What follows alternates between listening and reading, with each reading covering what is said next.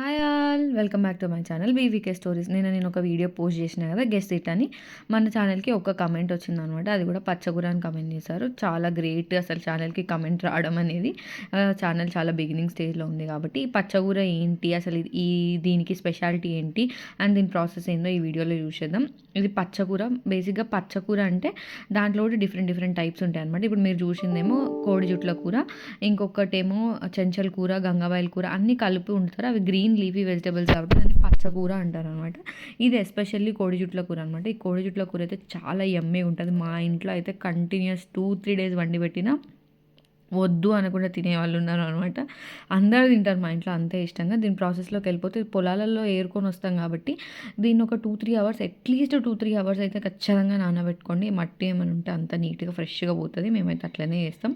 దాని తర్వాత దీంట్లోకి పచ్చిమిర్చి, పచ్చిమిర్చి, ఉల్లిపాయలు, వెల్లుల్లి వేస్తాం. సో అవి మాత్రం ఖచ్చితంగా మ్యాండేటరీ థింగ్. సో తాలింపులో పచ్చిమిర్చి, ఉల్లిపాయలు అన్నీ మంచిగా మగ్గిన తర్వాత మీకు ఎంత కావాలంటే అంత పసుపు వేసుకోండి. తర్వాత మంచిగా కడిగి పెట్టుకున్న పచ్చగూర ఉంది కదా, దాన్ని కూడా లేయర్స్గా వేసుకోండి.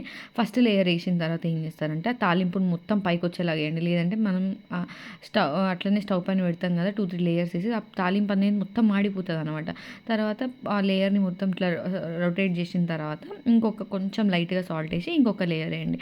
అట్లా మీ దగ్గర పచ్చగూర ఉన్నదాన్ని బట్టి కొంచెం సాల్ట్ వేసుకుంటూ లేయర్స్ బై లేయర్స్ వేయండి.